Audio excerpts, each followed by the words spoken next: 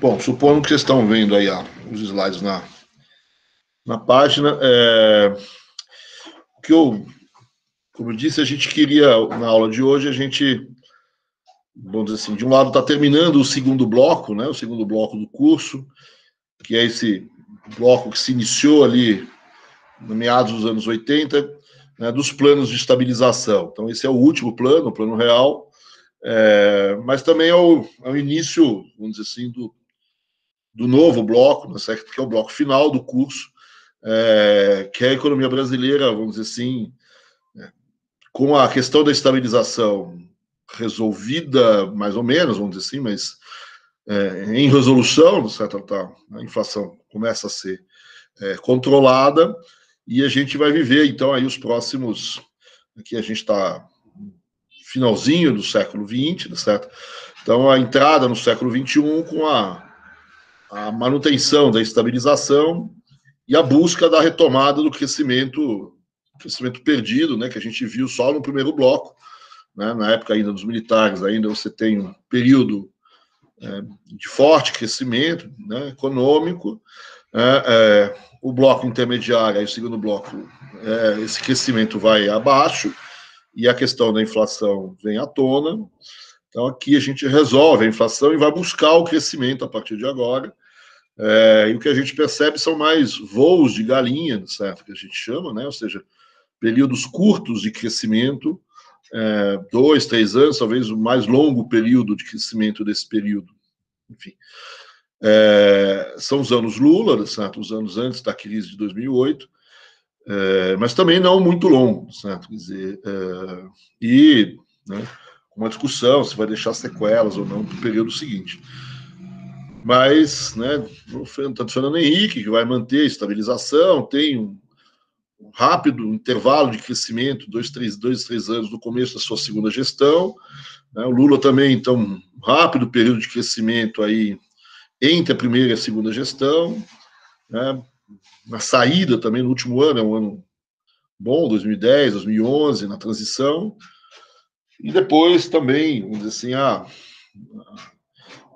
né, o segundo mandato da Dilma é ruim, o mandato do Temer é ruim, enfim, o período de hoje, talvez até se esperasse um ano melhor em 2020, mas nada positivo. Né? Então a gente entra nesse último bloco, né, com os cuidados que tem que se tomar a partir da estabilização, né, de evitar uma ascensão dos preços, e as tentativas, vamos dizer assim, principalmente a partir do segundo governo Fernando Henrique, da retomada do crescimento econômico com uma certa dificuldade, né?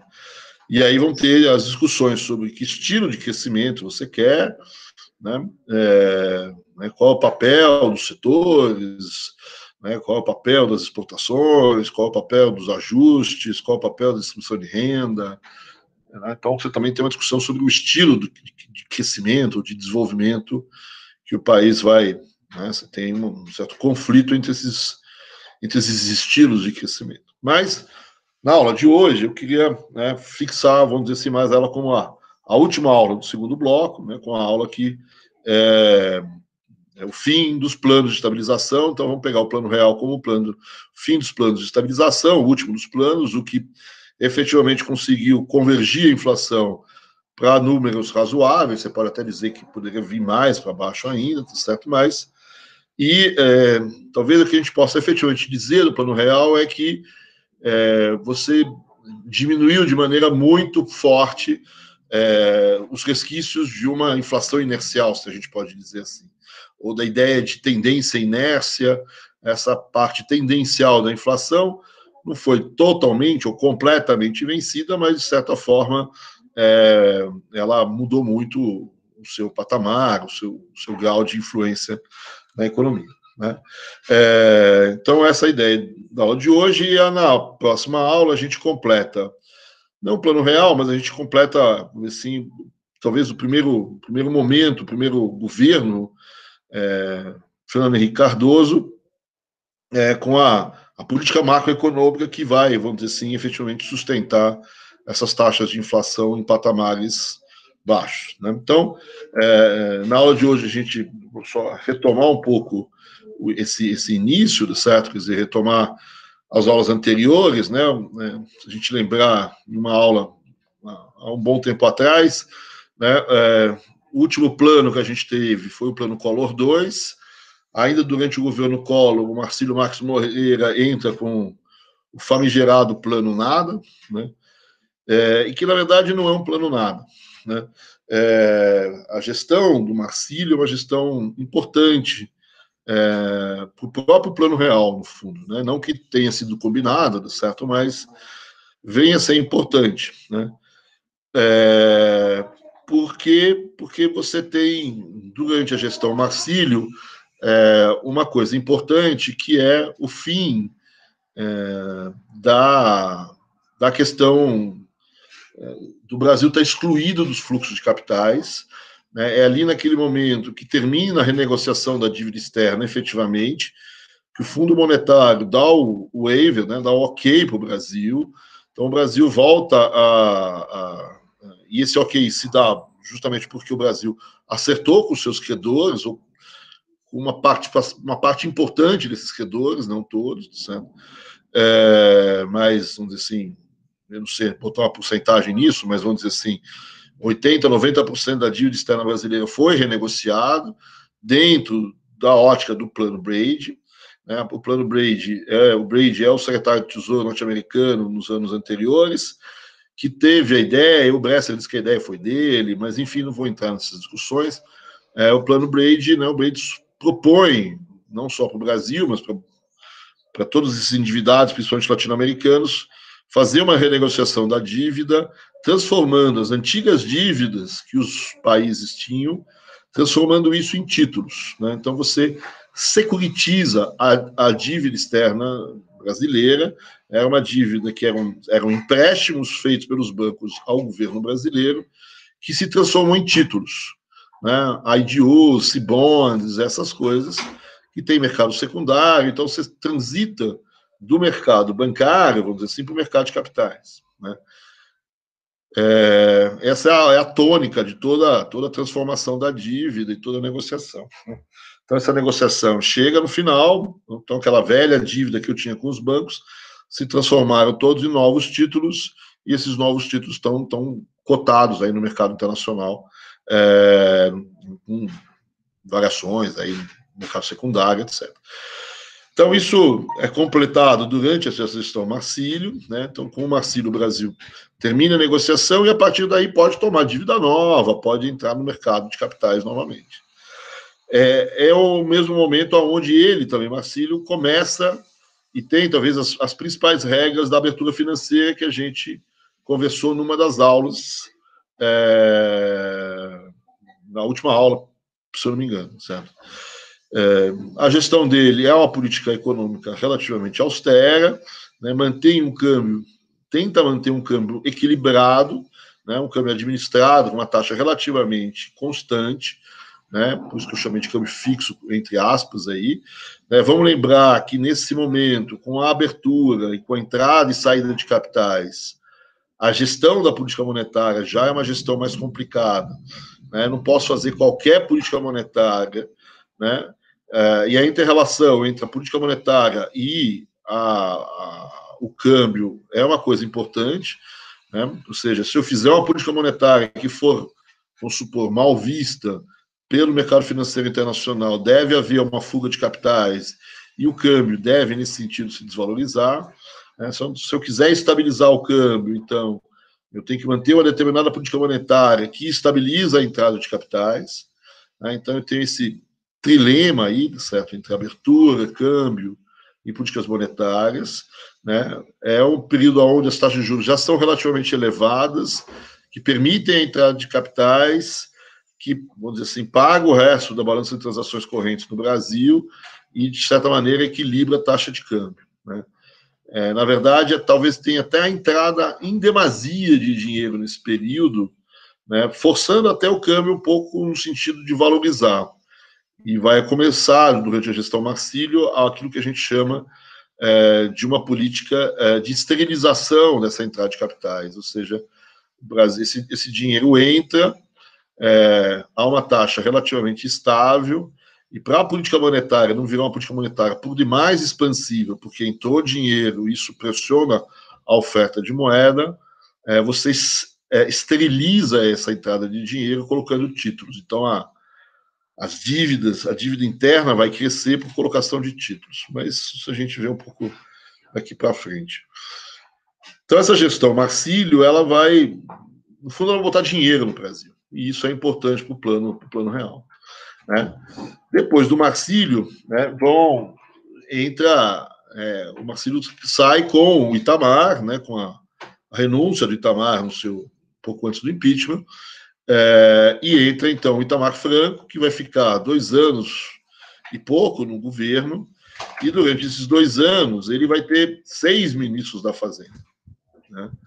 Ele começa com o Gustavo Krause, que era secretário de Fazenda de Pernambuco, enfim, um secretário bastante bem visto. Depois tem o Paulo Haddad, que é um professor, inclusive, da Faculdade de Economia de Minas. Depois Eliseu Rezende, até chegar finalmente Fernando Henrique. O Fernando Henrique tinha sido já convidado para ser ministro da Fazenda, ele acaba não aceitando o Ministério da Fazenda, ele é ministro das Relações Internacionais, né? Ele é o chefe do Itamaraty, ele é o chanceler brasileiro, quando ele foi chamado para ser ministro da Fazenda. Né? E durante, então, a gestão Fernando Henrique é que se inicia o Plano Real. Né? Mas o real em si, a nova moeda real, ela é introduzida, né, já na gestão Rubens Recupero, né, que substitui o Fernando Henrique, mas o Recupero também vai cair aí, vai ter até já no meio da candidatura Fernando Henrique à presidência, ele dá uma declaração não muito feliz à televisão, na verdade, uma declaração em off à televisão, se não me engano, é o Tramontina que está entrevistando ele pela Rede Globo, posso estar enganado, e ele dá uma declaração que não pega muito bem, em tese, depois da entrevista, mas ele ainda está com os microfones abertos, e uma parte das TVs abertas captaram essa segunda parte da entrevista, vou dizer, essa entrevista que não era para ir no ar, isso foi captado, e ele disse que coisas boas a gente divulgava e coisas ruins a gente escondia, não sei o quê. Ele acaba sendo forçado a renunciar ao Ministério da Fazenda, já depois do Real instituído, mas a condução ainda aí durante o governo Itamar, até a posse do Fernando Henrique, presidente, e já aí do Malan, ministro da Fazenda, esse período final é com o Ciro Gomes, que vai ser ministro da Fazenda, então, ainda nessa fase inicial do Plano Real. E aí, então, o que eu queria conversar com vocês hoje, então, é o Plano Real em si. O Plano Real em si, então, ele, como a gente viu, ele se inicia durante o governo Fernando Henrique, durante o Ministério Fernando Henrique da Fazenda, né? E a gente costuma dividir, a gente pega muito essa divisão a partir de um texto do Edmar Baixa, em 3 fases. A fase que a gente chama do ajuste fiscal prévio, com o Fernando Henrique, logo depois da posse, ele anuncia que vai fazer alguma coisa, mas acho que ele não sabe ainda muito bem o que ele vai fazer, certo? Mas ele já sabe que vai ter que fazer o ajuste fiscal, então ele anuncia esse ajuste fiscal. 6 meses depois, 8 meses depois, você tem a introdução da URV no plano, né? E depois, então, aí já com o Rubens Recupero, a introdução de fato do real. Né? Então, a gente considera o Plano Real essas 3 fases. Né? Esse ajuste fiscal prévio, que é basicamente o PAI, né? O plano de ação imediata, que a gente vai ver com mais calma. Aqui você tem uma troca de moeda, que é a entrada do Cruzeiro Real, mas que não tem uma grande importância do ponto de vista, vamos dizer assim, macroeconômico. O elemento importante, então, é a entrada em cena da URV, da URV, que já se faz no ano seguinte, né? No dia 1º de março de 94 é o primeiro dia da URV, né? Ela é anunciada no dia anterior. E no dia 1º de julho, 4 meses depois da entrada em cena da URV, entra o real, que a gente conhece até hoje, né? Então, isso que eu estou chamando aqui, que normalmente a literatura chama de plano real. Aí, depois do plano real, certo? Quer dizer, a gente tem o que a gente chama de a condução pós-plano, a condução do plano depois do real instituído, né? E aqui também a gente costuma, ou pelo menos eu costumo dividir essa condução pós-plano em 3 fases. Uma primeira fase que vai desde a introdução do real, ali com o recupero, né, no dia 1º de julho, e que vai, grosso modo, tá certo, até o início de 95, até a crise do México, né? E isso já com o Fernando Henrique presidente da República. Então, pega aqui a gestão final do recupero e já a gestão do Ciro Gomes à frente do Ministério da Fazenda, mas sob a presidência do Itamar. Então, esse é o primeiro período de política macroeconômica pós-plano, né? Esse é o período da grande âncora, da super âncora cambial, da valorização cambial, um período de crescimento econômico. E esse período muda, basicamente, vamos dizer assim, na transição 94 a 95, no iníciozinho de 95, já, então, com o Fernando Henrique presidente, você tem uma mudança na condução da política macroeconômica, aonde você tem um momento em que o câmbio ele ainda vamos dizer assim, administrado, são sistemas de bandas cambiais, ainda tem uma espécie de uma ancoragem, o câmbio não é livre ainda, né, o câmbio é controlado, mas o que efetivamente faz aqui o controle não mais o crescimento, mas aqui uma fase de forte recessão da economia brasileira. Você está segurando os preços mais na recessão do que em outra coisa. E essa recessão via âncora monetária, via taxa de juros, via política monetária austera, etc., né? Essa é a segunda fase, né, que corresponde, grosso modo, ao governo Fernando Henrique na sua primeira gestão.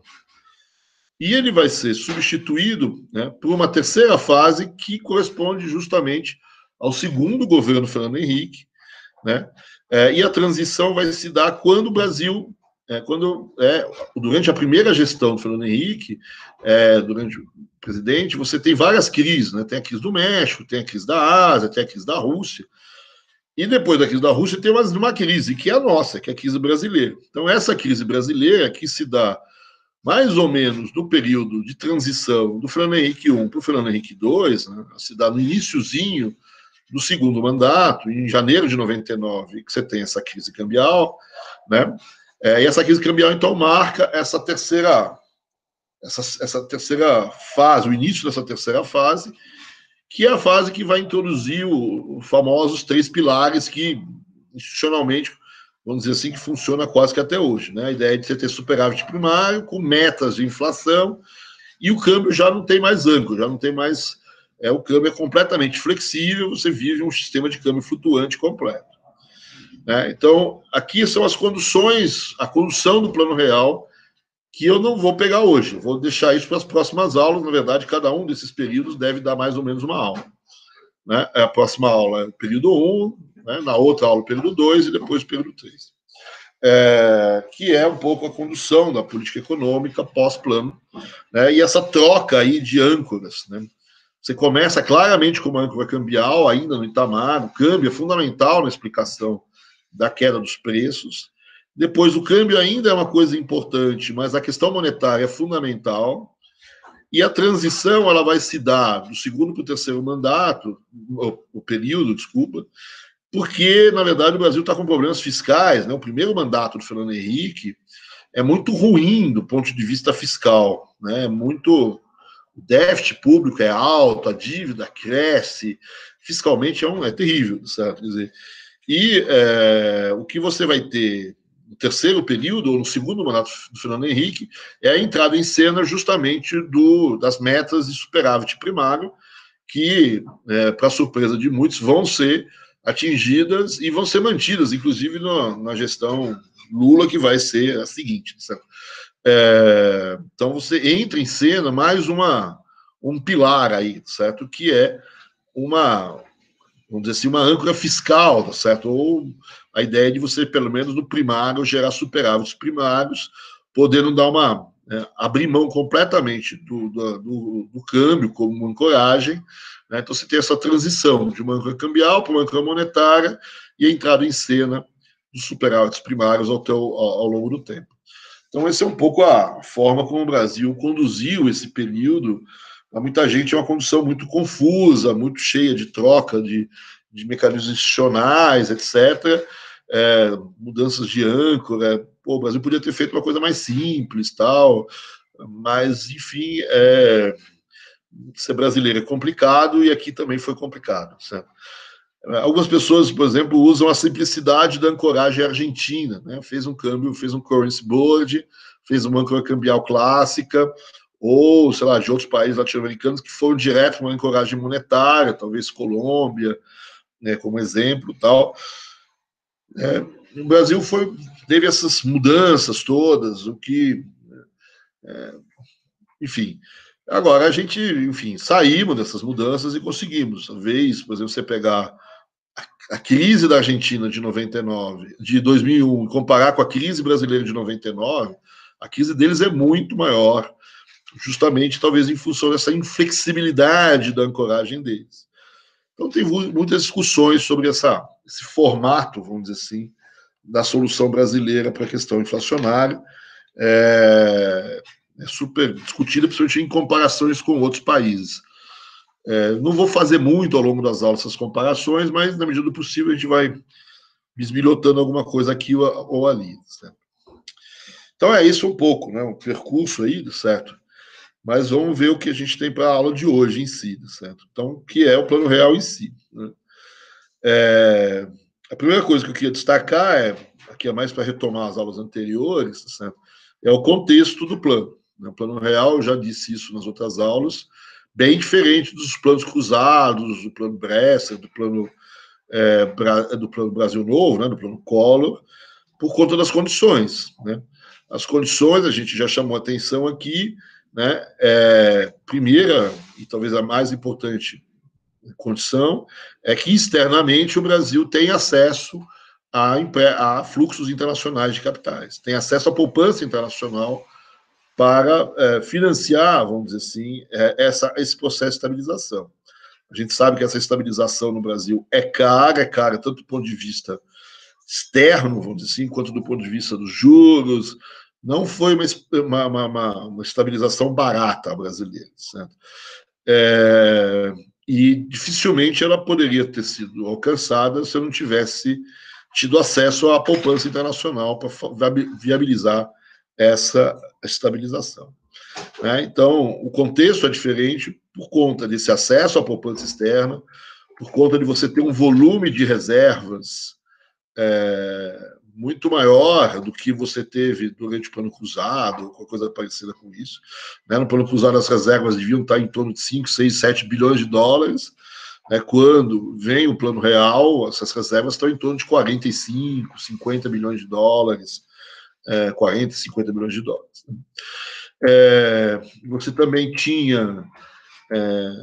estava no final de um processo de abertura comercial, né, o que vai ser extremamente importante, essa abertura, não só pelo fato de você acessar produtos externos, mas acessar esses produtos externos de maneira barata.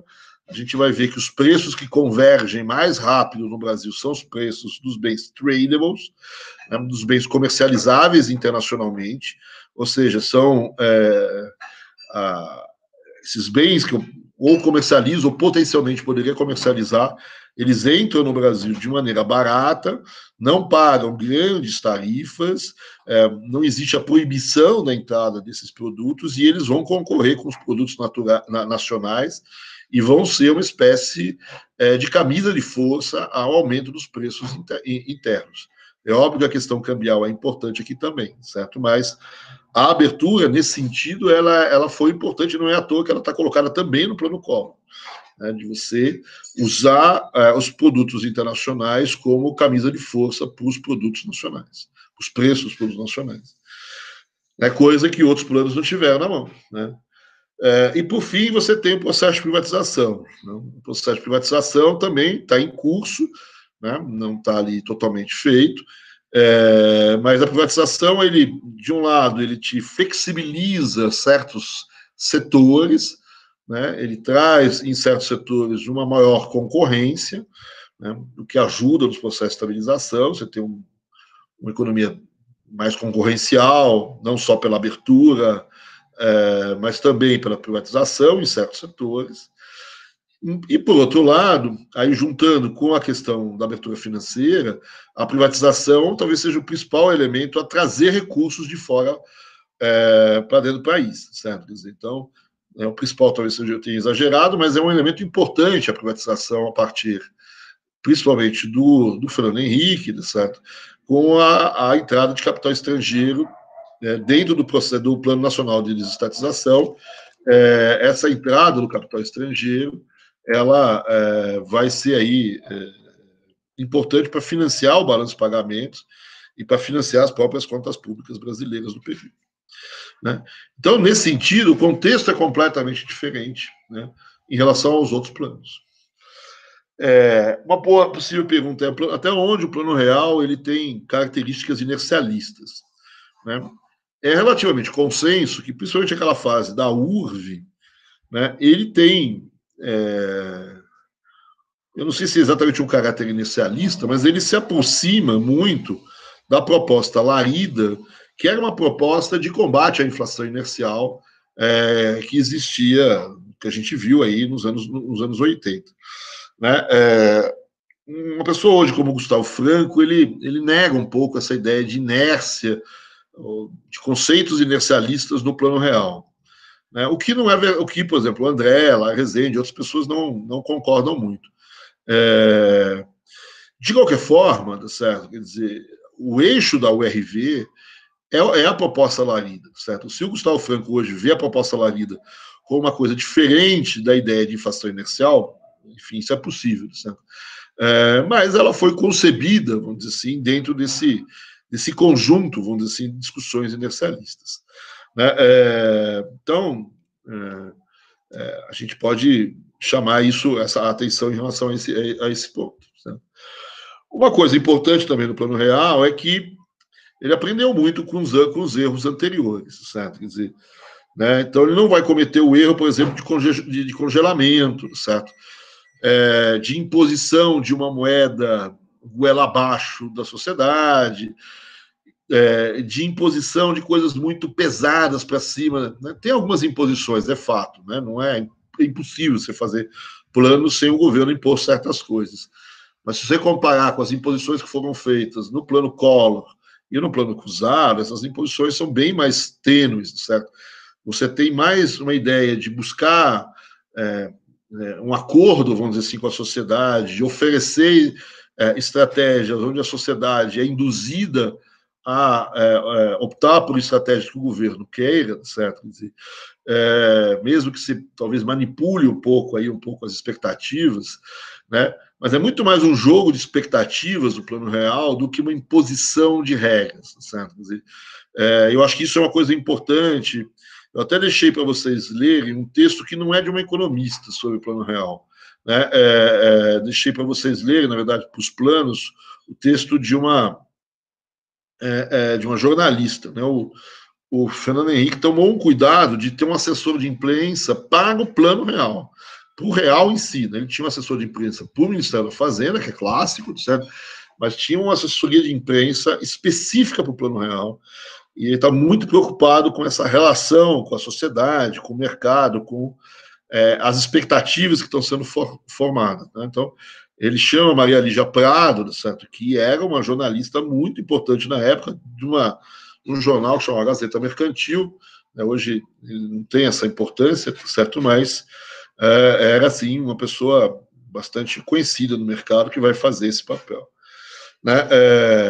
E um outro erro que já tinha sido visto pelo plano Bresser, etc., que o plano não pode ficar só no caráter inercialista, certo? Quer dizer, tem aí um conteúdo ortodoxo que tem que ser acoplado, né? Então tem que ter cuidado com o câmbio, com moeda, com parte fiscal, no antes, no depois, no pós-plano, no antes do plano. Então, essa nova moeda, ela tem que ser crível, né? E para ser crível não é só um jogo de mágicas com ideias inercialistas e diminuição de certas regras formais. Tem que ter aquelas coisas que a gente faz mesmo, que é a política macroeconômica, né? Então, ela tem que ganhar credibilidade dentro também dos aspectos macroeconômicos, né? Daí um pouco essa ideia de que não é só uma varinha de condão, aí que você muda a moeda, as coisas mudam. Essa nova moeda que vai estar em cena, ela tem que ser crível. Para ela ser crível, ela tem que atender certas questões macroeconômicas, certo? Quanto é que você vai emitir dessa moeda, certo? Você vai emitir para pagar contas públicas, para pagar o déficit público, certo? Quer dizer, qual é a relação dessa moeda com as outras moedas do mundo? Qual é a taxa de câmbio? Qual é o regime de câmbio? Né? Então, esses conteúdos que a gente chama, em grosso modo, de ortodoxos, né? Porque dado a heterodoxia da época, certo? Que é congelamento, que é a própria troca de moeda em si, certo? Mas também a tomada de recursos nas contas correntes, como pelo Collor, né? Isso é o heterodoxo. Né? Então, além de você talvez ter alguns aspectos como esse, que vai ser principalmente a URV, né, o Plano Real ele dá uma atenção, e uma grande atenção, aos aspectos ortodoxos, justamente para tentar dar credibilidade a essa nova moeda. Inclusive, vários desses aspectos ortodoxos, que você vai buscar essa credibilidade, não necessariamente eles são... É engraçado que talvez eles não sejam nem cumpridos a rigor, né? Então, o Fernando Henrique promete um ajuste fiscal. Quando a gente vai ver os dados depois, né, anos depois, vai ver que não teve esse ajuste fiscal tão forte. Ele promete uma condução da política monetária extremamente austera. Não é nem ele, aí é o Recupero que promete. E não é bem verdade, certo? Mas na época, só o anúncio disso já te dava uma credibilidade e o convencimento da sociedade de que isso efetivamente ia ser feito, e se não fosse feito, não seria também um chutar o pau da barraca, aí, como se diz, certo? Não é um desacordo completo, certo? Então, ele anuncia políticas extremamente ortodoxas, persegue essas políticas, talvez não as cumpra, mas, primeiro, né, muitas vezes, mais do que o anúncio é mais importante, muitas vezes, até que o fato, certo? Mas o fato também não é completamente um descalabro, certo? Quer dizer, ele não cumpriu a política monetária, mas a política monetária também não foi completamente expansionista. Ele não fez o ajuste fiscal, mas também não é um saco sem fundo as contas públicas. Né? Então, há um cuidado, de fato, com esse conteúdo ortodoxo, talvez o cuidado seja, inclusive, mais do ponto de vista do marketing e da credibilidade do que dos fatos, mas é um aspecto que ele nunca vai, que os outros planos deixaram muito a desejar. Né? Então, já o problema do déficit público, né? Você sabia que o crescimento vai acontecer depois do plano, como enfrentar, cuidado com o setor externo, etc. Então, acho que esses são os pontos importantes que a gente aprende com os planos anteriores que a gente vai para frente. Então, vamos lá, com as 3 fases do Plano Real. Aqui só um gráficozinho, tá certo? Com alguma... Aqui a gente tem a inflação mensal justamente durante o Plano Real. Né? E o Plano Real não é um plano de um dia só. Né? A entrada do Real é a linha verde, que é a última, que é em julho de 94, no dia 1º de julho de 94. Né? O Plano Real, para muita gente, começa com a posse do Fernando Henrique, que vai ser feito um ano e pouco antes. O Fernando Henrique toma posse dia 19 de maio de 93, né? E é o seguinte, ele já vinha sendo sondado há muito tempo para assumir o Ministério da Fazenda, e ele sempre negava para o Itamar. Ele falava, não sei, não estou preparado, e o Itamar ia chamando outras pessoas, certo? Mas, se você olhar os relatos dele, enfim, tudo que a gente já sabe hoje, certo? Ele estava, de fato, se preparando para assumir. Né? Ele sabia que mais cedo ou mais tarde, a não ser que alguém tivesse uma genial ideia e conseguisse resolver antes, certo? Ele iria ter que assumir. E ele já tinha juntado o grupo, certo? Ele já estava juntando antes o grupo de economistas que vão estar por trás do Plano Real. Né? Então, ele já tinha ali com ele o André Lara Rezende, ele já tinha com ele o Edmar Baixa, ele já tinha com ele o Malan, o Pércio Arida, aí vai faltar o Gustavo Franco, acho que já, não sei se já nessa época aqui, mas imagino que sim, certo? Já tenha começado a trabalhar com esse grupo. Então, esse grupo, né, que tem muito esse pessoal da PUC do Rio, com, né, o Pércio é de São Paulo, certo? O Baixa, nessa altura, já tinha ido para Brasília, já tinha voltado, enfim. Mas esse grupo aí, grosso modo, acho que esses são os nomes principais, né? Baixa, Pércio, André, Malan, Gustavo, talvez, eu posso estar me esquecendo aqui, eu peço desculpas aí, mas enfim. E esse grupo, e ele chega para eles, fala, meu, eu vou ter que assumir mais cedo ou mais tarde, monta um plano aí para mim, certo? Eu preciso fazer alguma coisa. E ele, enfim, insistia, as pessoas, não, a gente precisa ver o que vamos fazer, tá difícil e tal. E essas pessoas estão estudando isso, eu diria que desde a queda do Collor, né? Desde a entrada do Itamar, o Fernando Henrique sabe que se ele decidiu apoiar o Itamar, né, mais cedo ou mais tarde iria cair no colo dele essa questão fazendária, ou iria cair num grupo onde essa equipe estaria envolvida. E ele pede para ir fazendo. Né? Tanto é que em maio de 93, quando ele assume, ele também resiste. Né? O pessoal fica brincando que ele estava muito feliz ali no Itamaraty, que era um lugar bacana, né? Que fazia muita coisa, tal. Na verdade, a resistência dele é porque a equipe dele ainda, segundo ele, não estava pronta, certo? Não tinha um plano muito, muito claro, certo? Mas, de alguma maneira, ele não consegue, ele tem que assumir, ele assume, e você olha que um mês depois, então ele anuncia um plano. Né? Ele anuncia o início do plano real, vamos dizer assim, vai se dar mais ou menos um mês depois da posse do Fernando Henrique, quando ele anuncia o PAI, que é o Plano de Ação Imediata. Eu vou falar mais dele daqui a pouco. Né? Mas, e ali ele anuncia, ele diz o seguinte, olha, nós vamos fazer, não vamos fazer um nada aqui, não vamos fazer um plano nada, nós vamos fazer um plano para estabilizar a inflação. Só que nós ainda estamos trabalhando nesse plano. Né? Nós ainda não temos o plano montado perfeitamente. A gente ainda está avaliando a situação e estamos avaliando as melhores alternativas. Né? Mas a gente já sabe de algumas coisas. Né? A gente já sabe, né, que existe uma questão entre inflação e déficit público. Então, o PAI é esse primeiro momento do plano real, onde ele anuncia que vai fazer alguma coisa e que qualquer coisa que ele fosse fazer, ele teria que, de alguma maneira, se haver com a questão do déficit público, ou mais do que do déficit público, da organização do Estado de uma forma mais geral. Isso tem que levar em consideração as reformas, por exemplo, da Constituição, etc. Então, um mês depois, ele lança o Plano Real sem saber exatamente como é que ia ser o Plano Real lá na frente. Né? Mas já lançando uma parte dele, que é essa questão das contas públicas, do déficit público, etc. Né? Um pouquinho depois, em setembro de 93, ele tem uma mudança de moeda, vai aparecer o Cruzeiro Real, que, na verdade, corta os zeros, ele é uma cortada aí de, né, as notas, né, 1.000 antigos cruzeiros valem um cruzeiro real agora, mas não tem grandes efeitos aqui essa história. Né?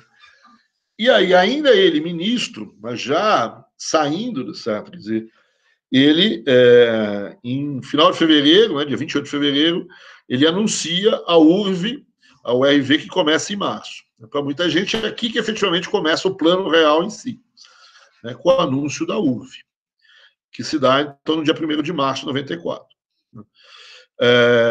E um mês depois, tá certo? Quer dizer, ele sai do governo, né, no dia 30 de março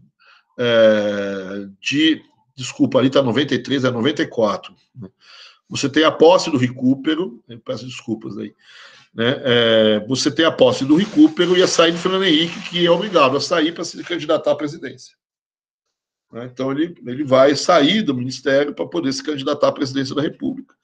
E deixa o recupero. O recupero é um economista conhecido, né? Que era presidente, foi presidente da UNCTAD, que é uma Organização Internacional do Comércio, para países em desenvolvimento. Essa UNCTAD foi criado, foi presidida pelo Previtt também um tempo atrás, e ele era bastante ligado à turma do Fernando Henrique também, e não era exatamente da turma, certo? Mas é uma pessoa conhecida, respeitada internacionalmente, etc. E que vai conduzir, então, vamos lembrar que a URV já está decretada, né? E ele vai conduzir, então, a transição da URV para o real. Quando ele anuncia a URV, o Fernando Henrique, ele diz, olha, ele já anuncia que vai trocar a moeda, certo? Ele já anuncia o real, né? Não com a palavra real, mas ele já anuncia. Só que ele não sabe quando. Ele diz, olha, a gente tem um ano entre o dia 1º de março de 94 e 1º de março de 95, né? Em algum desses momentos, a gente vai criar uma nova moeda, que vai ser o real.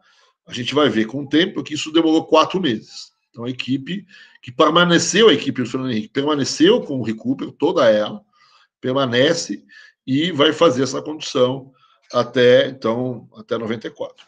Então, esse é o plano real, que termina aí no dia 1º de julho de 94, com a entrada em cena do real, já com o Recupero ministro da Fazenda, né? E aí depois, então, são essas 3 fases, e depois a gente tem aquelas 3 fases de condução do plano, né? O Recupero também vai sair, né, já em setembro, o Ciro Gomes vai assumir, vai terminar o Itamar, depois o Malan assume, com o Gustavo Franco, presidente do Banco Central, depois vai trocar, enfim, aí são as próximas aulas. Então, o que eu queria ver agora com vocês são essas 3 fases aqui que a gente viu, né? Essa primeira fase entre o ajuste fiscal e a URV, a fase da URV e a nova moeda, né? Então, essa primeira fase do ajuste fiscal, né, que é a do PAI, né? Então, o que é o PAI? É um que eles chamam de Plano de Ação Imediata, cujo objetivo, certo, é atacar as contas públicas, né? 2 coisas importantes em relação ao PAI. Primeiro, que o PAI é um plano que assume, vamos dizer assim, de certa forma, o que a gente chama de a origem fiscal da inflação. Então, ele diz para todo mundo de que ele concorda de que um pedaço da inflação brasileira se deve às contas públicas não estarem controladas, né? Então, ele assume isso no público e está, no fundo, dizendo o seguinte, ó, nós vamos fazer uma moeda lá na frente, e quando essa moeda vier, ela não vai ter com ela que ficar pagando o déficit público, né? Então, aqui começa o primeiro lado da credibilidade da nova moeda. Não vai ser uma moeda cuja emissão vai servir para pagar as contas públicas. Por quê? Porque eu estou acertando aqui no PAI já as contas públicas. Esse é o recado que ele está dando para a sociedade. Na prática, não é bem assim. E esse é o segundo ponto, né? As medidas, primeiro, não são tão de curto prazo. E segundo, vamos dizer assim, elas são muito de longo prazo. São muito cartas de longo prazo. E segundo, essas medidas de curto prazo, elas em si não resolveram completamente as contas públicas. Mas, de novo, talvez o que mais importe aqui é a versão do que o fato, né? Ele faz um anúncio, ele convence a sociedade, né, de que ele está resolvendo a questão das contas públicas. Vamos lembrar que as contas públicas não são tão ruins aqui ainda estou na saída do Collor, certo? Quer dizer, as contas públicas durante o governo Collor melhoraram muito, né, e eu ainda estou com contas relativamente boas, né? Mas as medidas, elas são... Tem medidas de curto prazo? Tem algumas medidas de curto prazo, principalmente em relação à receita, né? Mas o que o PAI tem é uma coisa muito interessante. Isso também faz parte do processo de credibilidade. É uma carta de intenção, é como se fosse um plano de governo Fernando Henrique para presidente, né? E vai ser, né? Então, ele está ali, equacionamento das dívidas dos estados e dos municípios, resolução do problema dos bancos públicos, principalmente estaduais, saneamento dos bancos federais, né? Reorganização do sistema federativo brasileiro, né? Com o equacionamento da dívida, com essa questão dos bancos estaduais, melhoria e avanço no processo de privatização, né? Então, é uma série de propostas, tá certo, que tem a ver com o Estado no sentido grande da palavra, federalismo, bancos, relação entre estados e municípios e todas essas coisas. É óbvio que isso não se faz no curto prazo, e as pessoas sabem disso, isso não se faz tanto assim no curto prazo. Né? E vê isso como uma carta de intenção. E o próprio Fernando Henrique vai usar isso na sua candidatura a presidente. Então, olha, lembra que a gente prometeu ali? Esse é o meu plano de governo. Não estou enganando. Fez uma coisa aqui e estou propondo outras depois. E na prática, você vai ver, quando ele ministro, essas coisas vão acontecer. Né? A privatização vai acontecer, né? O equacionamento das dívidas dos estados e municípios vão acontecer, o controle dos bancos estaduais, nem todos, mas alguns vão ser inclusive privatizados, como é o caso do Banespa em São Paulo, etc. Né? Do ponto de vista mais de curto prazo, vamos dizer assim, deixa eu pular aqui, certo? O que você tem? Tem duas coisas. Né? Primeiro, a questão das receitas. Né? O Itamar já tinha criado, não com o Fernando Henrique, mas com o Eliseu Rezende, ele já tinha criado a CPMF, né, na época IPMF. Isso já tinha dado um aumento da receita. Né? E ele aproveita, mantém essa CPMF, talvez aumente até um pouco a alíquota, e tem melhoria de outros impostos, aumento de outras alíquotas de outros impostos.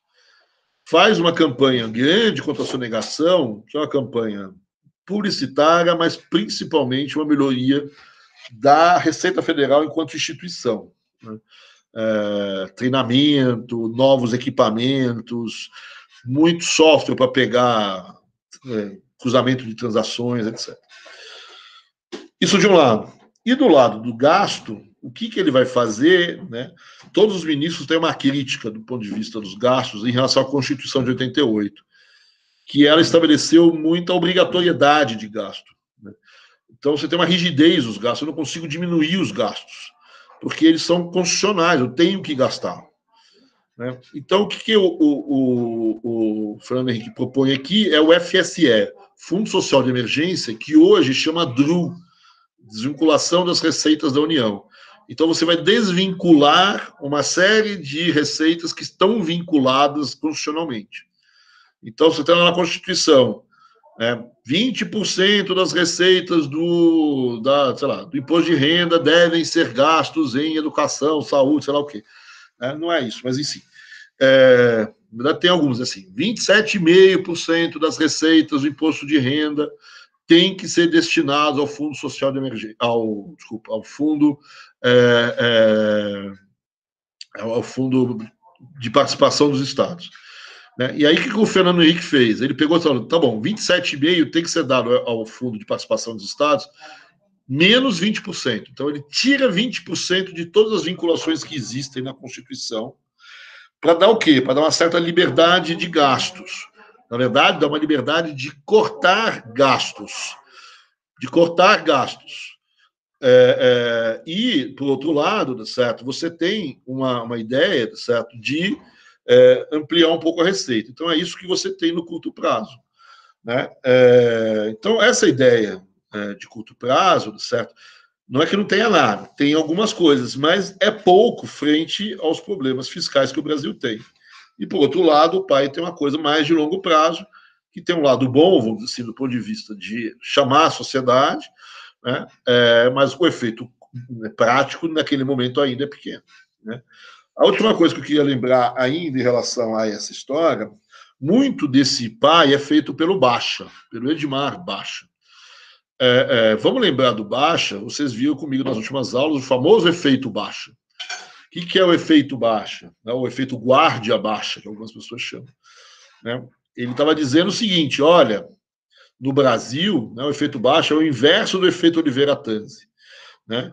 O efeito Baixa, ele diz o seguinte, que no Brasil existe o fato de você ter um déficit não muito grande, um déficit baixo, com elevada inflação, não quer dizer que o déficit não causa inflação. Né? Ao contrário, a inflação, ela contém o déficit. Então, quando terminar a inflação, esse déficit vai aparecer de maneira firme. Então, o que o Baixa está dizendo, ele está dizendo o seguinte, Fernando Henrique, olha só, né? A gente tem um déficit que parece baixinho, né? Mas ele está baixinho porque a inflação diminui esse déficit. A inflação, ela tem uma tendência a diminuir o tamanho do déficit. Quando a gente acabar com a inflação, não é essa a meta, acabar com a inflação, quando a inflação terminar, não vai ter mais esse efeito positivo da inflação sobre o déficit. Caindo a inflação, o déficit vai subir imediatamente. E aí eu vou ter um problema de déficit. Então, quando você conseguir acabar com a inflação, esse déficit que é pequenininho vai ficar grande. E aí você vai ter que cuidar dele. Então é melhor cuidar antes. É isso que o Basta está dizendo. Por que esse déficit é pequeno? Vamos lembrar. Porque ele via que a receita é indexada, mas o gasto não. Lembra da história? Certo? Quer dizer, com a aceleração da inflação, a receita não perde arrecadação, mas o controle na boca de caixa faz com que eu consiga controlar os gastos, contingenciar os gastos. Isso faz com que o déficit seja pequeno. É exatamente o inverso daquilo que Oliveira Tanzi dizia nos anos 80. Então, porque a inflação aumenta o déficit. No Basta, a inflação reduz o déficit. Se a inflação cair, então o déficit aumenta. Então, essa é a ideia aqui do ajuste fiscal prévio é do Basta. Falou, olha, melhor fazer um ajuste antes, porque quando a inflação cair, esse déficit que está aí vai aumentar, certo? Então, é melhor diminuir ele antes, porque quando a inflação cair, ele vai subir. Então, quando ele subir, depois que a inflação cair, ele não pode subir muito. Então, é melhor resolver ele agora.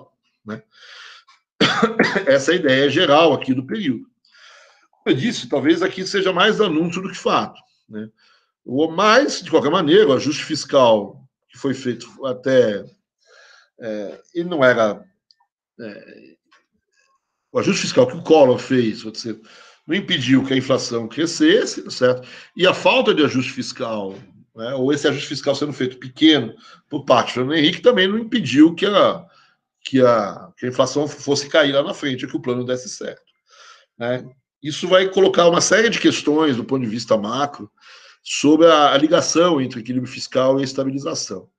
Mas não vou entrar nisso agora, hoje. Então, essa é a primeira fase. O que, só para chamar a atenção, independente se era importante ter feito ajuste, se não era importante, se o ajuste foi grande, se o ajuste foi pequeno, eu acho que tem uma questão importante nessa história, que é você dizer que você está olhando para a sociedade e falando, eu estou criando uma nova moeda e estou cuidando das condições dela. Estou de olho no ajuste fiscal, tanto no curto prazo quanto no longo prazo. Confie em mim que eu vou fazer as coisas certas. Bom, aí vem a segunda fase. Então, no dia 28 de fevereiro, você anuncia, no dia 1º de março, começa a valer a URV, a Unidade Real de Valor. O que é essa URV, certo? Quer dizer, essa URV é o que se aproxima, vamos dizer assim, da proposta do André Lara Rezende, do Larida, que é a ideia de você conviver com duas moedas ao mesmo tempo e deixar uma moeda se arrebentar em termos de inflação e tentar preservar a outra moeda. Essa é a ideia do Larida, de você criar uma nova moeda e deixar essa nova moeda ir sendo escolhida pelas pessoas, enquanto que a moeda velha vai deixando de ser usada, mas eu tenho que deixar a inflação toda comer na moeda velha.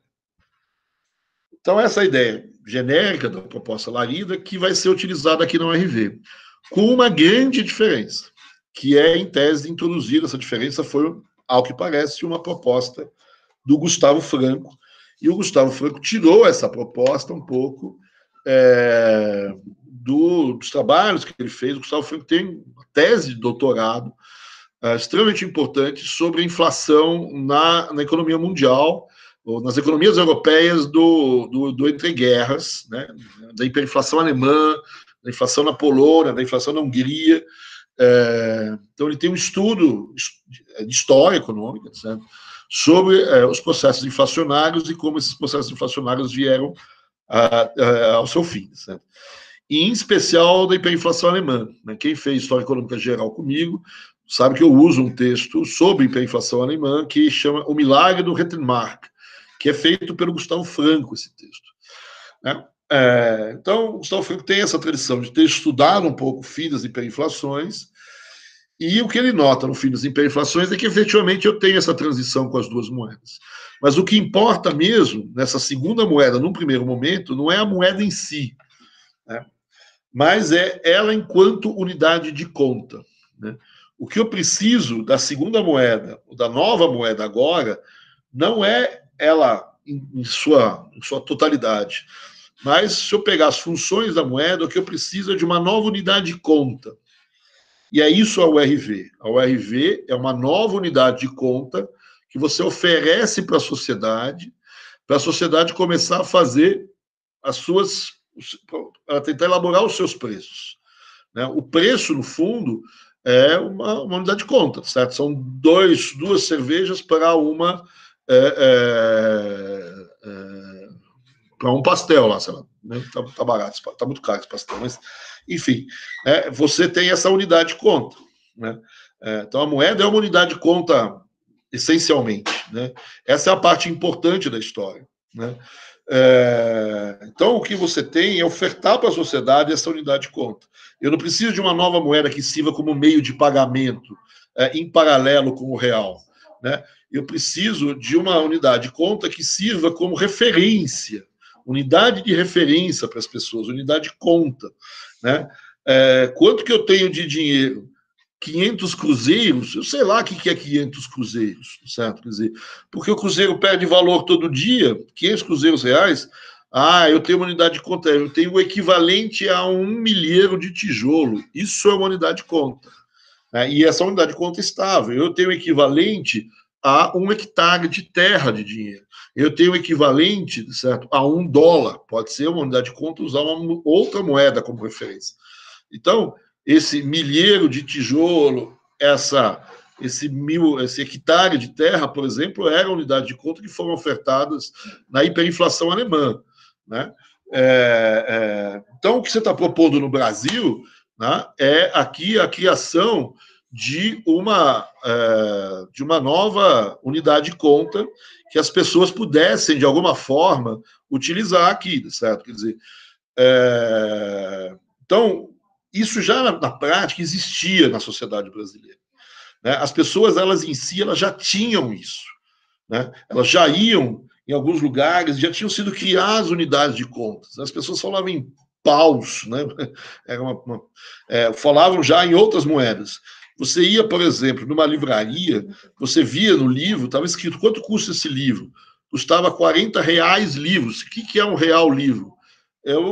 Ninguém sabe o que é um real livro, certo? Né? Mas era uma proposta dos livreiros como uma nova unidade. Aí você olhava na porta da livraria, naquele dia estava R$1 o livro, custa tantos cruzeiros, né? Cruzeiros reais. Aí você vai no dia seguinte, quanto custa aquele livro? Continua custando R$40 livros. Não mudou mais o preço do livro em reais livros. Né? O real aqui é por acaso, tá? Mas em cruzeiros mudou o valor do livro, porque lá na porta da livraria, aquele cartaz que estava escrito R$1 o livro vale tantos cruzeiros, mudou, já não é mais o mesmo cruzeiro, certo? Quer dizer, é mais, certo? Quer dizer, você mudou, você teve a inflação em cruzeiros, mas em reais livros, não. Aquele livro continua valendo os mesmos 40. Você também ia no restaurante, né? E no restaurante, o que você tinha? Você tinha a mesma coisa. Você ia lá, tinha um cardápio, e no cardápio tinha alguma unidade ali em cima, certo? Quer dizer, essa unidade era vou dizer, por exemplo, quanto custa a salada? Tinha lá uma bolinha verde. E uma salada completa, eram 2 bolinhas verdes. Né? Quanto custa um bife, certo? Sei lá, um filé com fritas, estava lá, uma bolinha vermelha, certo? Quer dizer, quanto custa um doce lá, um pudim, certo?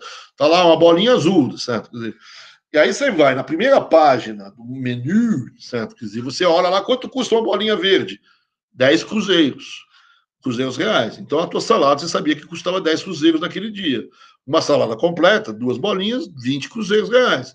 E a bolinha vermelha, 25 cruzeiros. Então o teu filé com frite é 25. No dia seguinte, você vai nesse mesmo restaurante, você pega aquele mesmo cardápio, certo? Quer dizer, e você vê, certo? Quer dizer, nesse mesmo cardápio, certo? Que você tem. Nossa, foi embora aqui meus.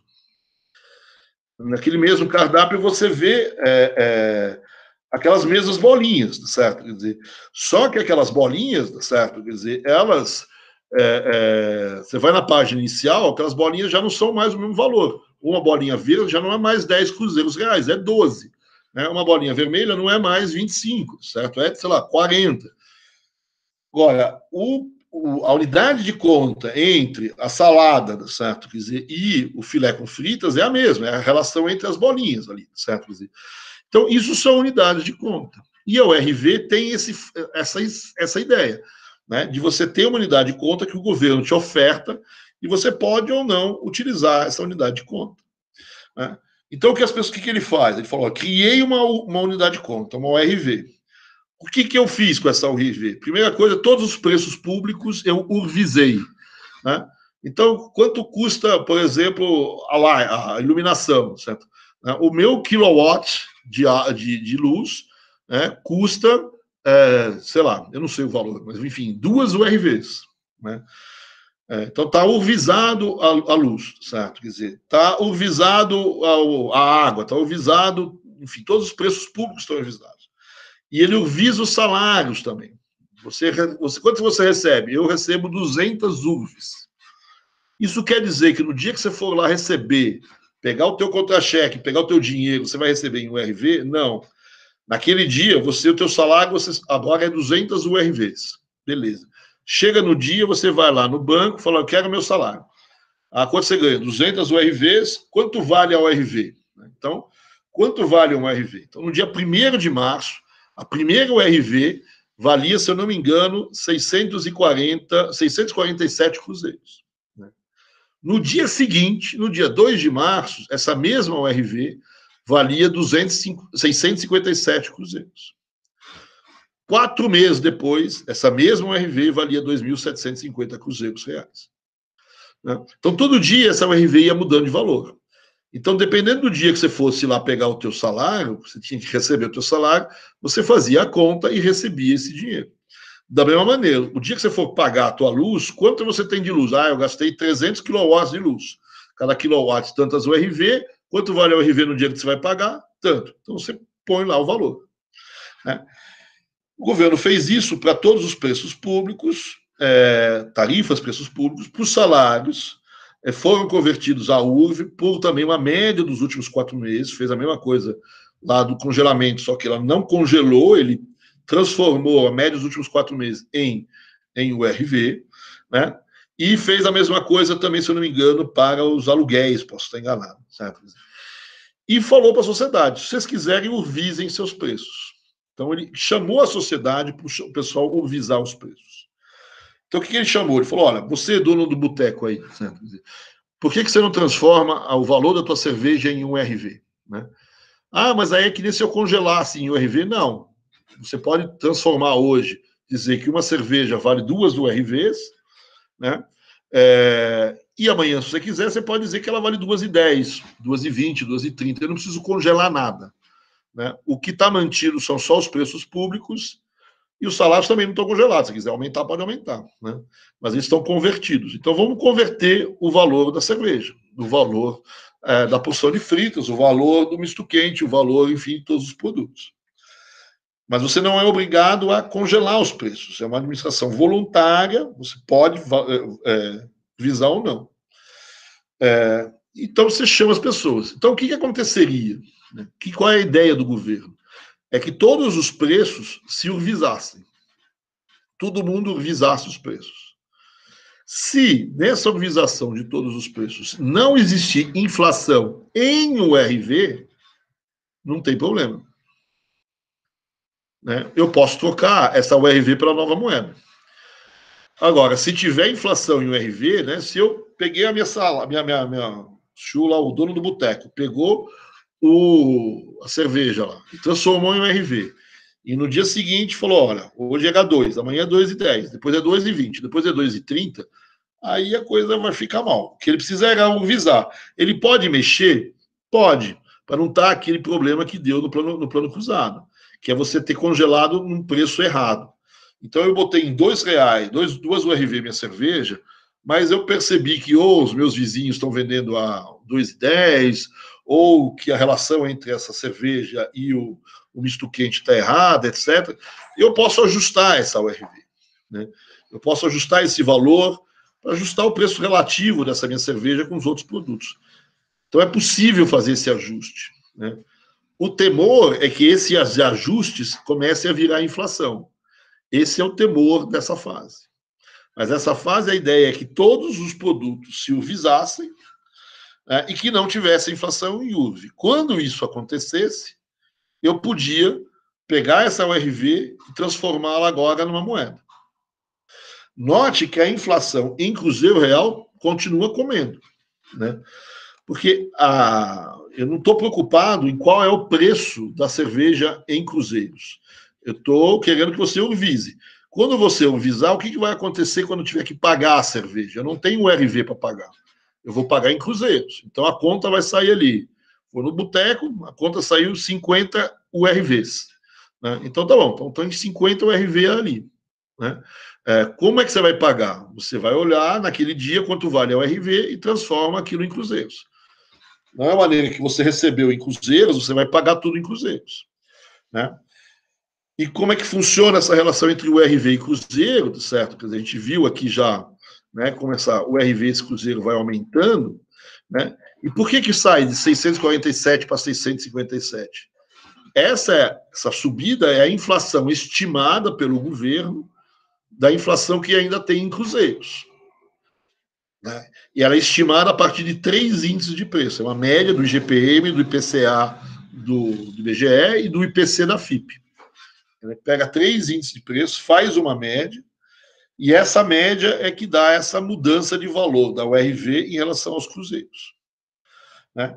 Então, é como se você tivesse uma moeda que é só unidade de conta, que você tenta fazer com que os produtos usem essa unidade de conta e fixem essas unidades de conta, mas os pagamentos efetivamente se fazem numa outra moeda e nessa outra moeda tem inflação.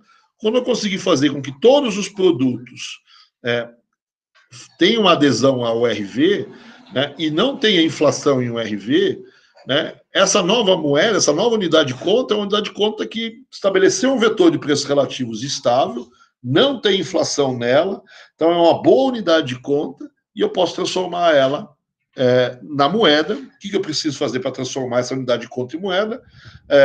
Produzir umas notas escrito URV em cima ou escrito algum nome que equivale ao URV, que é o que vai ser feito no dia 1º de julho de 94, que é a criação do real. Um real vai ser igual a uma URV, né, e vai ser a moeda da URV, certo? Vai ser a moeda, o papel moeda, o meio de pagamento dessa URV. Né? Tem um detalhe importantíssimo nessa história. Né? Como vocês veem aí na tela, certo?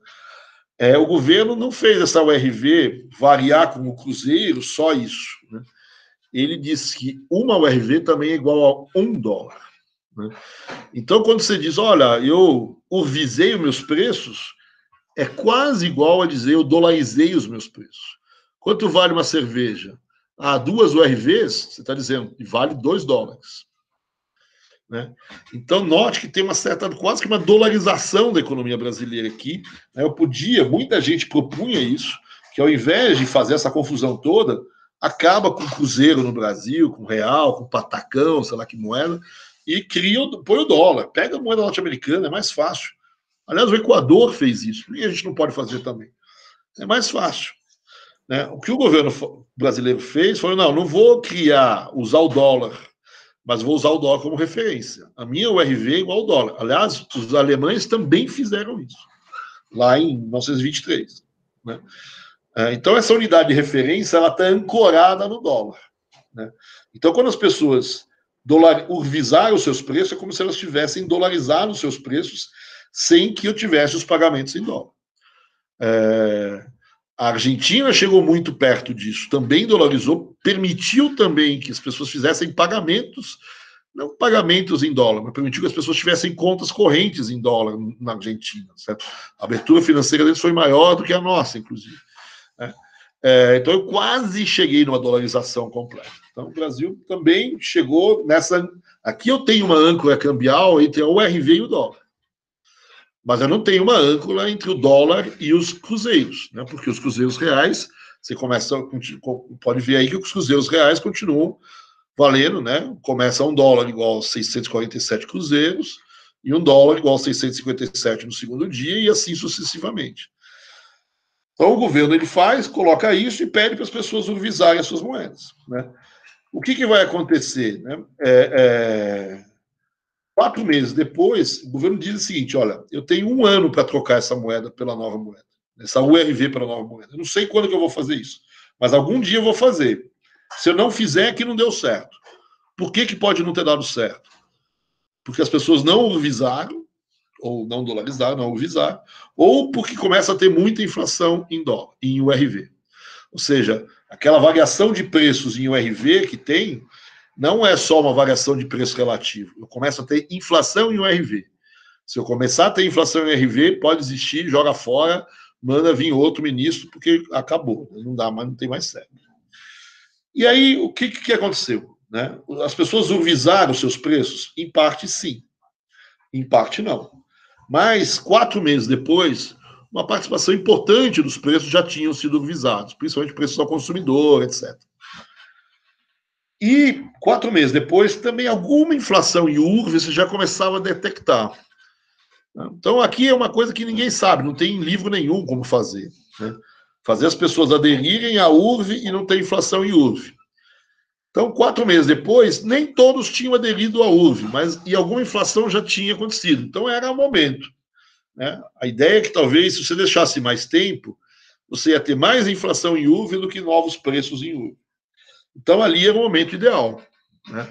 Acredito que seja essa a conta, além de ter aí um calendário de eleições também, que, enfim. Então, no dia 1º de julho, o que aconteceu? No dia 1º de julho, entrou o real. Some a URV, some o Cruzeiro Real, some tudo. A partir daquele dia, só tem real. Então, aquela cerveja que você tinha visado a 2 URVs, ela vale R$2. Né? Eu posso mexer? Está congelado? Pode mexer à vontade, não está congelado. É R$2 porque eram 2 UFs. Você está pelo menos há 3, 4 meses valendo 2 UFs e R$2. O que não tem mais é o Cruzeiro Real. O último valor que tem de Cruzeiro Real é aquele 2.750, que foi no dia 30 de junho. Né? Então, é o último valor. E o que acontece com a tua conta corrente? Né? Na minha conta corrente eu tinha dinheiro lá. Quanto que eu tinha? Tinha não sei quantos cruzeiros reais. O que o governo fez? Dividiu a tua conta por 2.750 e diz, olha, agora você tem tantos reais na tua conta. Né? E o dinheiro que eu tinha no bolso? Né? O dinheiro que eu tinha no bolso, eu tinha, sei lá, 10 mil cruzeiros reais no bolso. Né? Divide por 2.750, vai no banco e troca. Né? Então, o que você teve foi uma troca do meio circulante no dia 1º de julho. Todo o meio circulante brasileiro foi trocado. Existe um novo papel moeda. Recolhe-se as notas de cruzeiro real e se introduz as novas notas de real. São muitas? Não são muitas, né? Porque a maior parte das pessoas não tem notas no banco. Né? Você tem uma conta, que aí é só uma operação contábil. O que tem de notas é o que está no caixa do banco, o que está nos caixas eletrônicos, o que está na mão das pessoas e na mão das empresas, aí das padarias, dos supermercados na noite anterior. Então, tudo que estava... tudo que você pôde fazer, você fez digital, né? Você dividiu ali, e o que está na caixa dos bancos, o que está nos caixas eletrônicos, você trocou numa noite, você trocou todo o meio circulante numa noite, trocou tudo, né? E o que está na mão das pessoas, as pessoas tiveram um período, acho que se não me engano, 1 mês, para ir ao banco e trocar as suas notas pelas novas notas, fazendo essa conta de dividir por 2.750, né? E os preços? Né? Os preços são agora, estão livres, completamente livres, né? O que era o RV agora é real. E os preços que estavam em Cruzeiro Real, aquele cara que não tinha visado, vai ter que transformar esse preço em real. Agora ele é obrigado a transformar esse preço em real. Em tese, ele devia pegar o valor que ele, se ele cobrava um produto 2.500, ele tem que dividir por 2.750 e dizer que aquele produto agora, então, vale 0,95 centavos de real. Muita gente aproximou para 1, enfim, é difícil dividir por 2.750. Né? E aí entrou o real. Né? Por que você acha que vai ter pouca inflação com o real novo agora? Né? Não porque você congelou, porque muitos preços vinham estabilizados em real. E o governo está dizendo, não tem motivo para você subir os preços, porque não tem mais indexação em real. porque não tem mais, porque você vai ter que subir esse preço em real. Né? Você já vem com ele em um RV e continua com ele em real. Continua valendo o mesmo dólar, certo? Quer dizer, o dólar continua 1 para 1, né? No máximo aqui. Certo? Então, como não tinha muita inflação, você imagina que a primeira inflação que vai ter é a mesma inflação que eu tinha no RV, que era baixa. Na verdade, não é bem isso que vai acontecer. Vai ter uma certa inflação, né? Alguma inflação vai ter um pouco maior, vai dar uns 7, 8% de inflação aqui. Né? Note que até aqui você já fez duas coisas. A primeira coisa é anunciar para a sociedade que você vai cuidar da questão fiscal. A segunda coisa é que você está criando uma nova moeda. Você já criou uma parte dela como unidade de conta. E ela, como unidade de conta, ela tem uma ancoragem cambial. Ela vale $1. Né? Então, a segunda credibilidade dessa moeda é que essa moeda ela é crível porque ela tem, vamos dizer assim, por trás dela, a ideia de que ela equivale a $1. Ela tem uma âncora cambial e o governo vai manter essa taxa de câmbio. Né? Então, a primeira taxa de câmbio do Plano Real é 1 para 1. Um cruzeiro, R$1. Né? Depois a gente vai mudar alguma coisa. E nesse mesmo dia, né, 1º de julho, o governo faz uma terceira coisa. Ele, ao mesmo tempo que ele muda todo o meio circulante, que você vai lá no banco, pega dinheiro novo, certo? Quer dizer, já em moeda nova, certo? Quer dizer, ele põe lá no todos os jornais do país um monte de tabelinha, certo? Quer dizer, né? E lá nessa tabelinha, o que tem? Tem toda a programação monetária do Brasil, né, na primeira página do jornal. Né? O que são? Né? Ele vai fixar tetos de máximos de emissão. Então ele está dizendo, olha, tá vendo essa moeda nova, o real, que vocês estão vendo aí na mão de vocês agora, está nos bancos, é só ir lá pegar as novas moedas? Tô. Então, aqui está a programação de quanto que eu vou emitir disso nos próximos meses. E se você olhar essas tabelinhas, você vai ver que essa emissão ela é muito curta, ela é muito pequena. Essa remonetização na economia, ela é possível, mas vai ser bem limitada. Eu vou remonetizar pouco, eu vou emitir pouca moeda. Até porque eu não preciso emitir moeda para pagar déficit público, e eu não vou abusar disso. Então, aqui mais um elemento de credibilidade. Essa moeda ela é boa, ela não foi feita para pagar déficit público, essa moeda ela é boa, não vou emitir muito, essa moeda é boa, ela equivale ao dólar. Então, note o enorme esforço que o governo está fazendo para dar credibilidade a essa moeda. Né? Essas tabelas também não vão ser cumpridas. Né? Não é o jeito que o fiscal não foi cumprido, essas tabelas não foram cumpridas. Mas elas significavam, primeiro, uma política monetária apertada. Segundo, que você vai fazer uma remonetização, é possível fazer remonetização.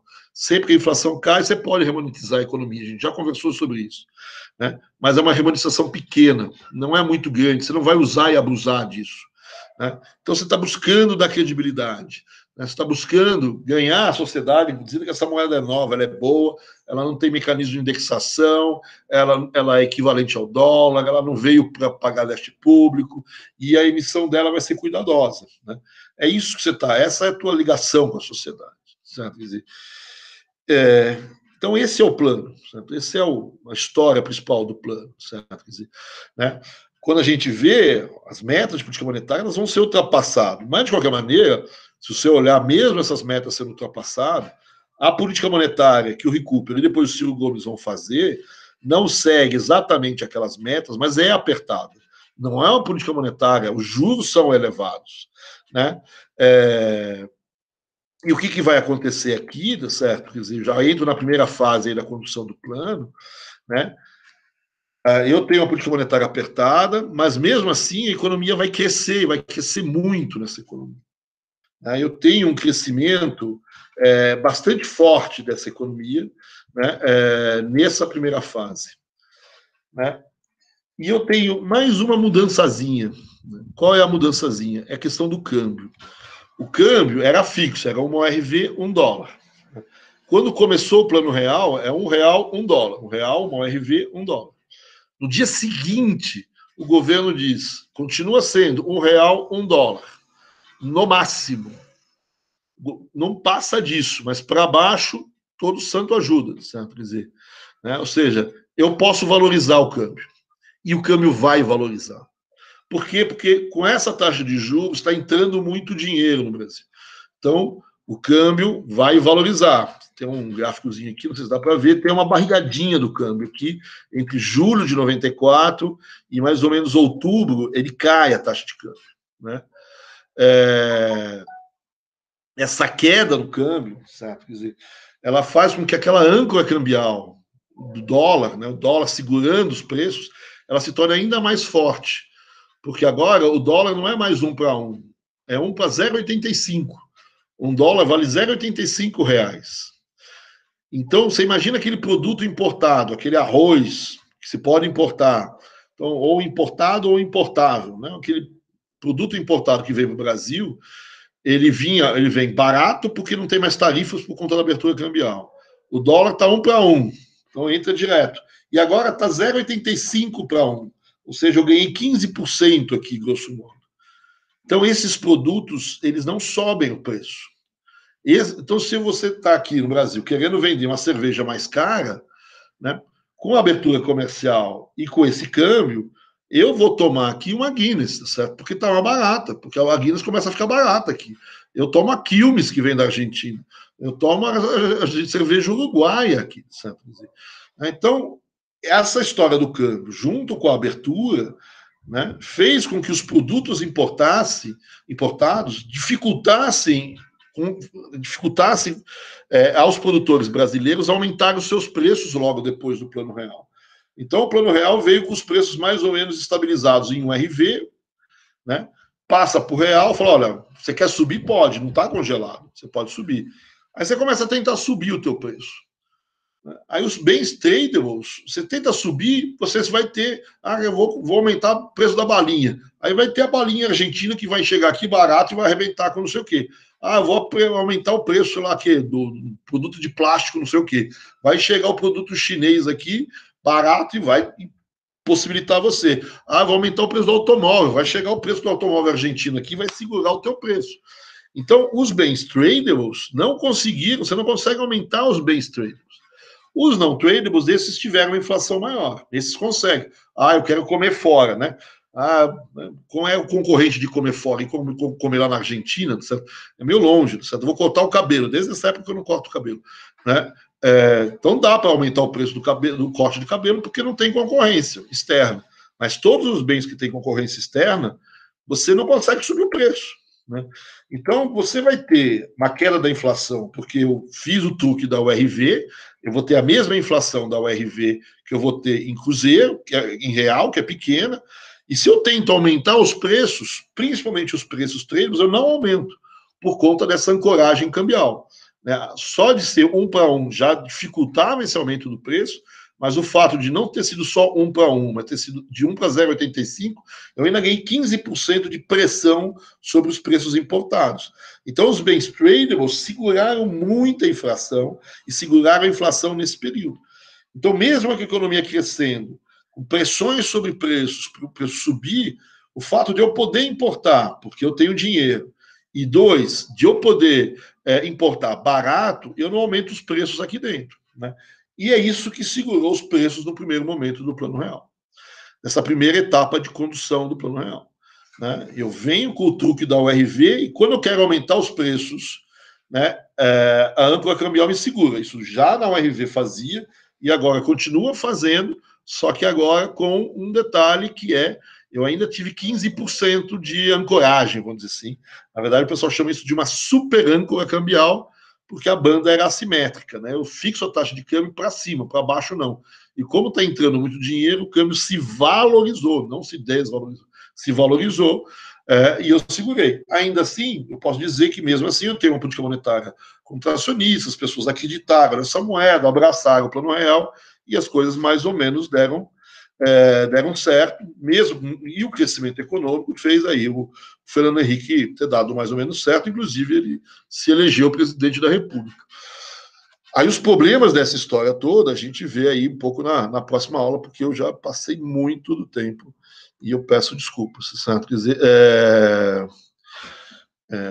mas era um pouco essa ideia com vocês hoje, certo? De a gente ver o plano em si, certo? Quer dizer, né? Então, a parte chave aqui é essa transformação da URV, né, que organiza esse vetor de preços, né, em torno de uma nova moeda, de uma nova unidade de conta, né? A importância dessa URV está ancorada no dólar, porque aí você segura uma parte dos preços em URV. Quando eu solto, não tenho mais URV, eu tenho real, eu continuo segurando, vira âncora cambial, e essa âncora cambial ela é um pouco mais forte, porque no câmbio no Brasil não foi exatamente fixo, foi mais do que fixo, né? Ele fixou para cima, mas para baixo, pelo menos durante um período de tempo, ele vai poder escapar. Então ele cai 15%, e esses 15% é uma enorme margem dos produtos importados contra os produtos nacionais. Então, se você viu aquele gráfico, os bens tradables, os bens importáveis, né, você não conseguia subir o preço, você inclusive baixava os preços por causa do câmbio. É verdade que os bens não tradables, né, como eu disse, os não tradables é escola, toda a parte de serviços que eu não consigo botar uma concorrência internacional, né, comer fora do domicílio, médico, né, barbeiro, manicure, essas coisas todas, né, apesar dos custos dessas pessoas estarem seguros, porque eles têm custos que são que têm produtos comercializáveis nos custos, eles não têm a concorrência dos produtos importados, né? Como eu disse, você não vai cortar o cabelo na Argentina, certo? Quer dizer, então esses preços subiram, né? O crescimento da demanda que tem na segunda metade de 1994 pressiona a demanda e alguns produtos sobem, né? Aqueles aonde a âncora cambial não chega, certo? Quer dizer, os outros produtos a âncora cambial segura, né? Então eu tenho, se você pegar o índice de preço, você vai ver uma decomposição muito forte. Um produto que tem produto tradable, ele sobe no máximo no período todo, né, em 6 meses, ele sobe no máximo 50% o preço. Um bem não tradable pode ter subido mais de 150%, dependendo do produto, né, ao longo de 6, 7 meses. Então a inflação ela vai vir caindo de 8%, 9%, certo? E vai baixando, mas o que puxa ela para baixo mesmo são os tradables, né? Os não tradables tentam segurar. Se eu não tivesse feito a abertura, se eu não tivesse um conjunto de bens tradables tão grande como eu tenho no Brasil, talvez a estabilização teria sido mais difícil. Por isso que as pessoas dizem, a abertura foi importante, né? Do outro lado, eu não mostrei aqui, mas a gente pode ver nos gráficos que a balança comercial vai ficar negativa, né? Tinha uma tendência e fica muito negativo, porque para efetivar os tradables, segurar os preços, eu tive que importar. Eu importei muito produto, certo? A gente aqui viveu muito com balinha de goma argentina, certo? Com cerveja, não sei da onde, né? Com produtos importados, segurando muitos preços, né? Isso se refletiu na balança comercial, que ficou negativa, né? A balança comercial era positiva e ficou negativa. Mas, como eu disse, a gente está num outro momento, não tem problema da balança comercial ficar negativa. Por quê? Porque eu tenho grana que vem de fora, né? Eu tenho grana que vem de fora que financia. Coisa que eu podia ter feito no cruzado, mas eu não tinha essa grana que vinha de fora. Eu não tinha essa possibilidade no plano cruzado. Então, esse choque de demanda do plano real, eu transformei em balança comercial negativa, com o produto entrando barato. No cruzado, eu não pude fazer isso. Eu não tive como administrar isso. Isso virou, esse choque de demanda virou falta de produto, né? Ele não se concretiza em vários produtos porque não tem um produto, né? Ou vai ter maquiagem no produto, ou o plano cruzado não vai dar certo, os preços vão começar a subir, certo?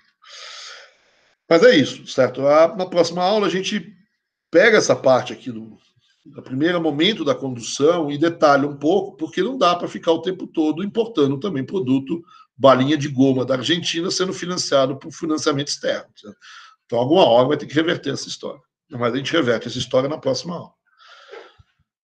Tudo bem? Deixa eu parar de gravar aqui e deixar vocês falando.